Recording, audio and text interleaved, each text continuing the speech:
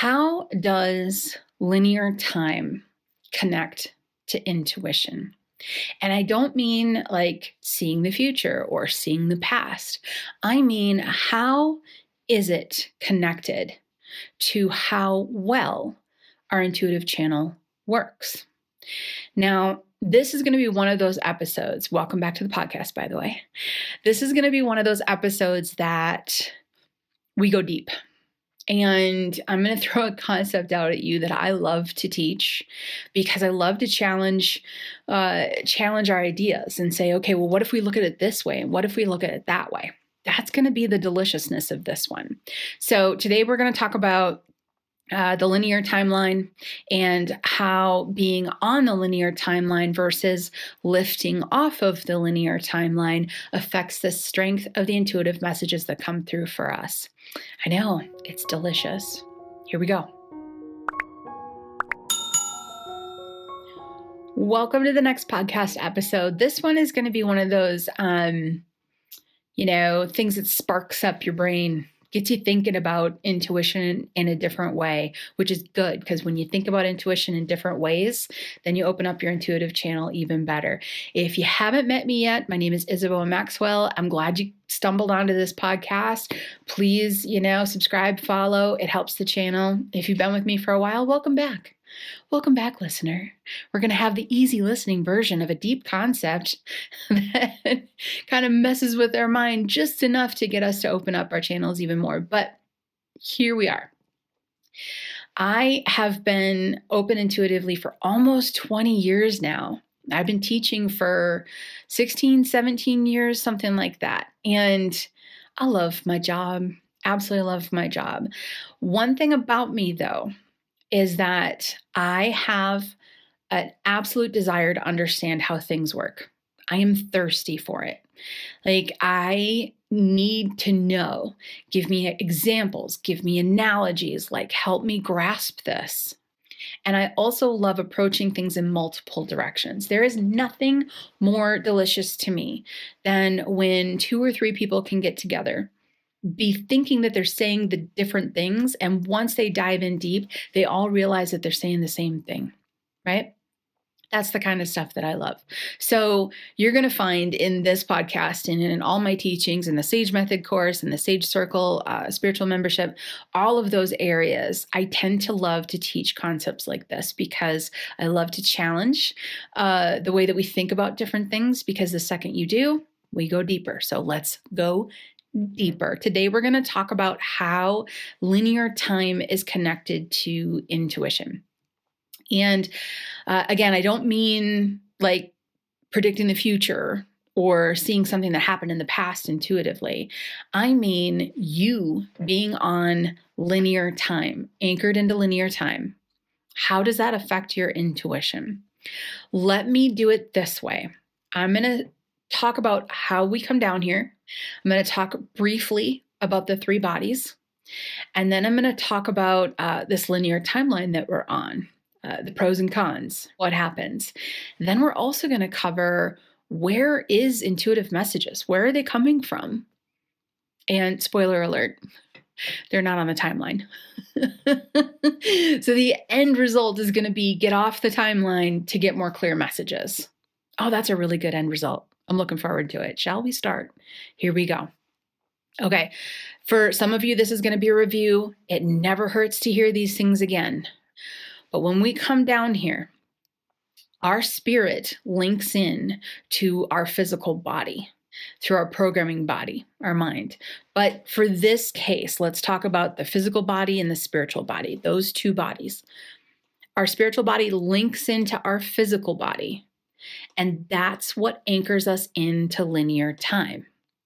It's the physical body that experiences linear time, not the spiritual body. Now, the 3rd body is the programming mind. That's our mind on linear time. It's who we are. It's who we identify as being. This is our name. This is our job. This is what we do. It's Wednesday, 2 p.m.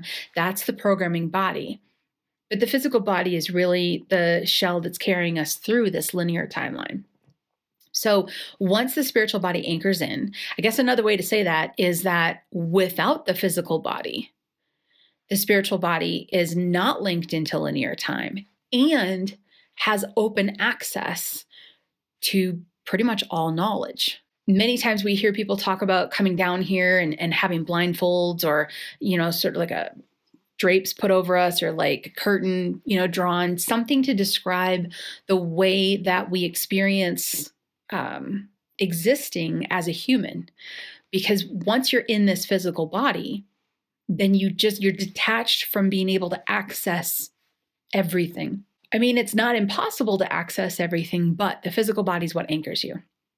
So this is why we meditate. This is why we balance. This is why we go into alignment, so we can have more access to that spiritual body, so we can have more access to intuition. Put it this way. Here's my first analogy of hopefully many, but here's the first analogy. Being on linear time as a human being is, I want you to picture a road.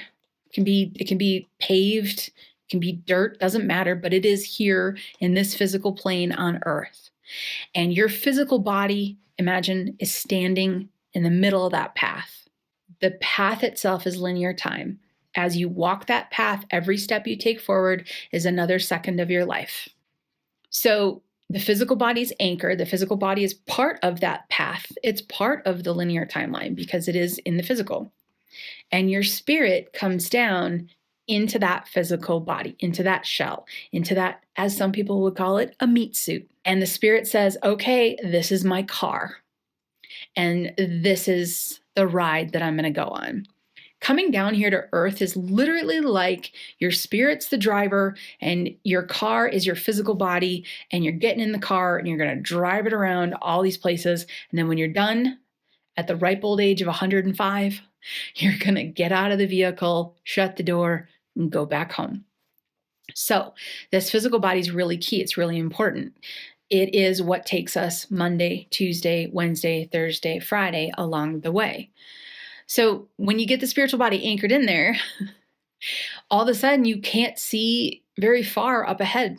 If the spirit's not in the car, on the road, or in the body, on the path, then imagine it floating far above, like half a mile above. And from that perspective, you can see a whole lot more that's coming down the path, can't you?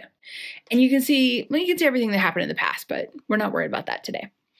So when you lift up from that, when you rise up, yes, you can see more, right?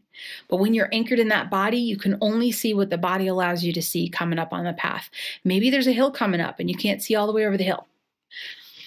This is what it means to be on linear time. So when it comes to tapping in and getting intuitive messages, that body, that car, that path, which is also linear time, can be restrictive. Not completely, but it can be restrictive just enough to not be able to see a very big picture. Now, there's two things that I'm going to explain to you here. And in the end, they're both going to come together, and then it'll make a lot more sense. But this is the first one, that when your spirit is in your physical body, anchored into this timeline, which is what we want because we're a spirit having a human experience. It's exactly what we want. It's what we signed up for. It's what we're here for. Let's do this, right? Good, bad, ugly, beautiful, all of it. But when it's in that physical body, it's connected to the material world, which is connected to linear time, and you're anchored into this moment. So it's a little bit more difficult to have your intuition be able to expand and access more. Now, here's the other piece that I'm going to tell you. And then I'll give you an example of this that was really cool. I went to Portugal and had an experience, and I'll share it with you. But here's the other part of this. We have that aspect, and then we have the striking reality of what we are looking for intuitively. Whether you are looking for intuitive information that would come from a guide or it would come from a loved one on the other side, or whether you're looking to connect with a loved one on the other side, yours or even for somebody else, or you're just looking to get that spiritual vibe that has the information that you need through your intuitive channel, all of those things that you're looking for are not in the material world. This is the second component to this. And the way I love to explain this is if you've seen, if I know you have, right? If you're watching this, this has happened to you. But when you've seen something out of the corner of your eye, you turn to look to see what it is because you saw something out of the corner of your eye. You were sure it was distinct. And then you turn to go look at what it was and you don't see anything. I can tell you exactly why. When you see something out of the corner of your eye, it's because your peripheral is blurred. It's not focused in on this material world. The minute you turn your head, your physical eyes are looking at the physical wall, the physical chair, the physical door. You're searching and you're landing on the physical world to find what you saw out of the corner of your eye. But what you saw out of the corner of your eye is not in the physical world. It's in the spaces in between. So if you love, talking about molecules and things like that, we have, particles, solid particles, and there's space in between. This material world is literally built within spirit, within source. So when you relax your gaze and you let go of focusing on the material world, you're relaxing into source. This is why meditation works. This is why scrying works. This is why, mediumship, when people gaze or they sort of, they let their vision blur, you could say, or if you close your eyes. All of these techniques, whichever one works best for you, everyone's wired differently. All of these techniques help us to what we're actually doing. And all I want you to do today is go, yeah, that's what I'm doing. Because when you recognize that's what you're doing, game on. Now you've got another tool. So when you have an intuitive experience, when you see something out of the corner of your eye, when you close your eyes and you get a visual or you get a feeling or a sound, it's because you're disconnecting from the agreed upon reality. You're disconnecting from the material world. You are disconnecting from that car or that physical body that is stuck on the physical path of linear time. All right, now let's bring these two together. And then let's figure out what the heck do we do. Thanks, Bo. That's great. What do we do? Oh, and I got to make sure to tell you about the Portugal story too. So what we have here is we have our spirit, which is before coming down here, completely unleashed. It sees everything that it could possibly see. There's no limitations. And that spirit comes into the physical body. That physical body anchors us into the limitation of the physical world and linear time. It puts you on Wednesday, 2:15 p.m. Okay. And it says you are not going to know what's going to happen Thursday at 2:15 p.m. Fabulous. So that's the one thing. That's the one limit that blocks us from being able to access more intuitive information. But the other one is where we are searching. Where are we looking?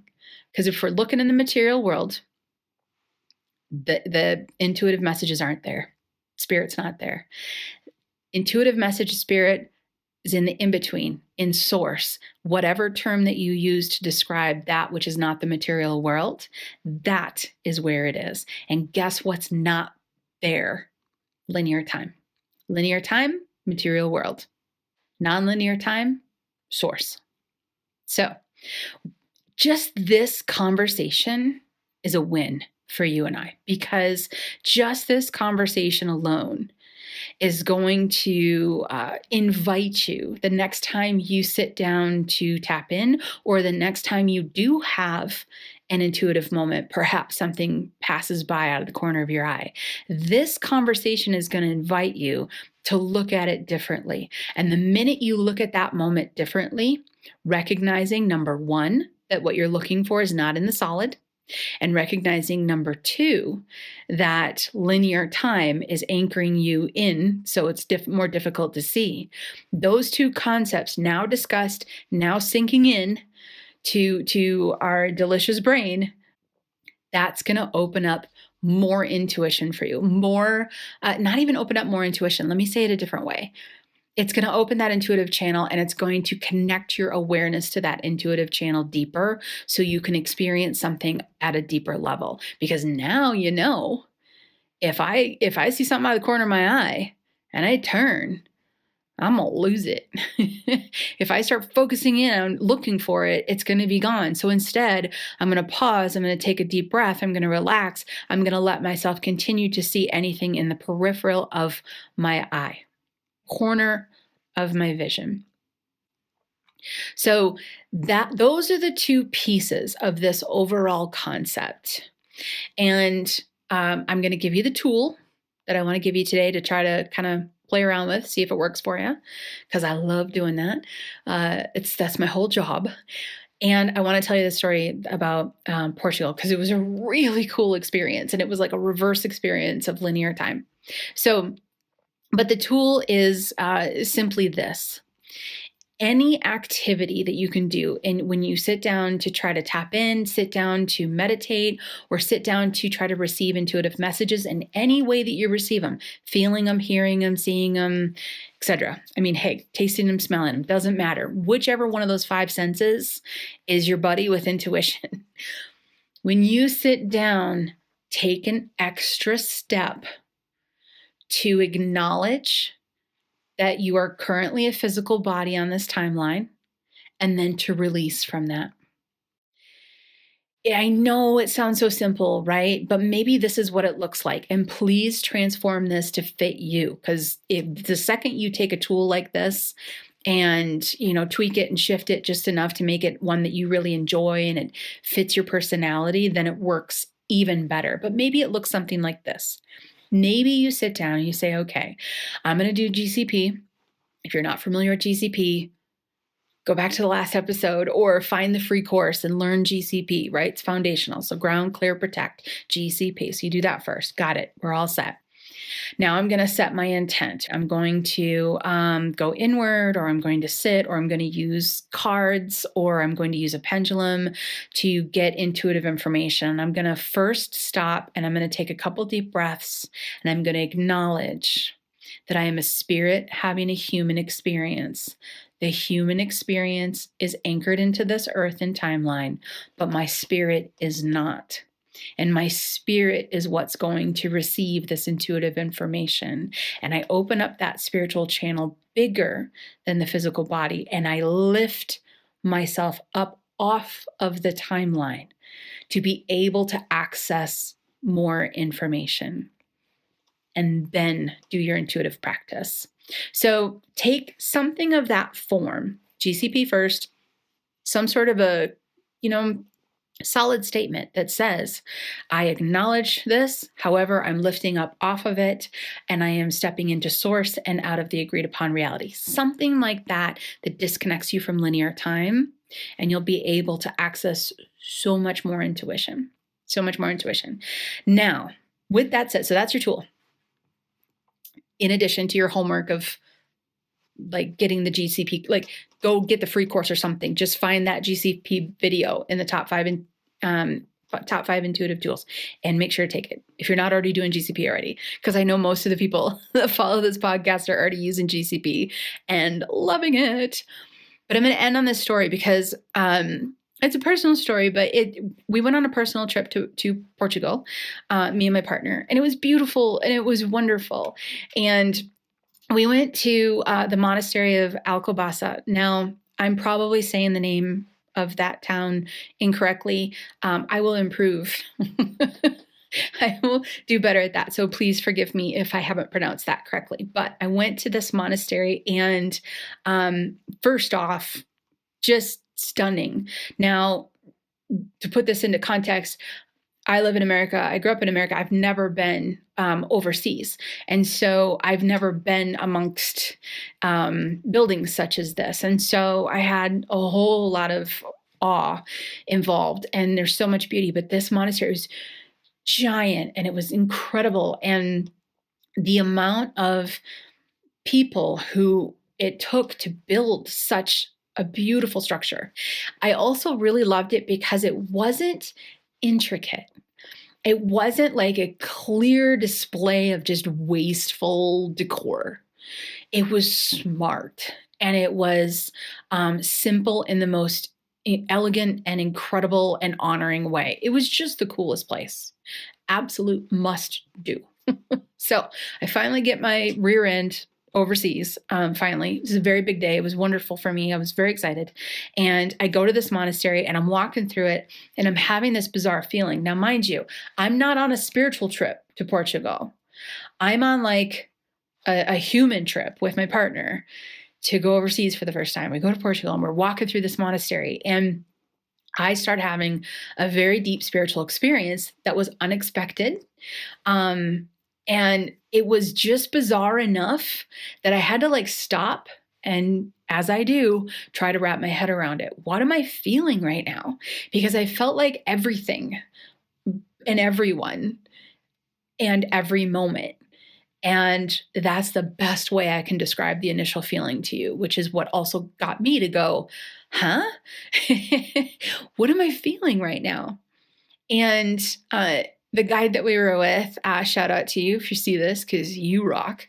But the guide that we were with, she described to us so many cool things. First off, this monastery is like honors what is it?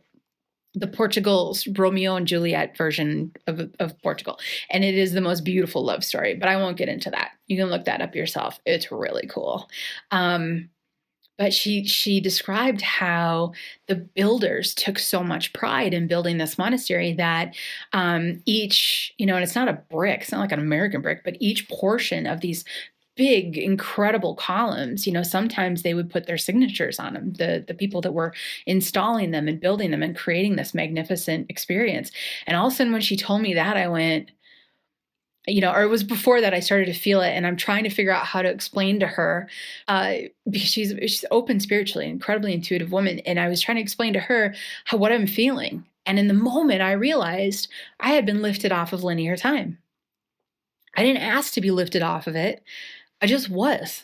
I walked in the building, and if anybody lives near this or visits it and has the same experience, please share it with me because it was really cool. I was lifted up off of linear time. My little vehicle on my little path that I was in got lifted up, and all of a sudden I saw more, but I didn't see more. I just knew that I was connected to more experiences. So the best way to explain that is, I think this is the best way to explain it. We're going to give this a try. Is that I, for a moment, felt connected to everyone that had ever been there or come in there or built it or loved it or had compassion in that space or had a moment in that space, because I wasn't stuck in linear time, Wednesday, 2:15 p.m. as a human being. And I didn't ask to be lifted. I didn't ask to tap in or anything like that. It was just this bizarre feeling of like feeling everything and everyone that had put every piece in there. Now, as I tell you this story, perhaps you've been somewhere where you felt this and you didn't know you felt it, but now you're listening to me describe it and you're like, I think that's what I felt when I went to this other place. Because lots of places in this globe are charged energetically, and there's so much energy and so much love and so much of all emotions put into places that it can connect with our spirit so strongly that it will automatically lift you up off the timeline. And all of a sudden, you're experiencing so many moments on the timeline in that location. It was a very beautiful experience. I hope I explained it well enough, but it was really beautiful. And I walked away from it going, we got to talk about linear time. I gotta talk about linear time again, because it was an exclamation point to myself on how lifting up and kind of disconnecting from the linear timeline of your human experience really does open up your intuitive channel and gives you access to so much more. So with that said, please try that tool. Just add it into your steps. You're going to do GCP first, because promise me that, please. You can do GCP first, and then you're going to make some sort of statement that says that you are disconnecting from, lifting up from the linear timeline, and you're being more in your spirit than you are in the human, and see what happens as a result of it. And thanks for joining me today on this one. Love this concept. I'll see you on the next one.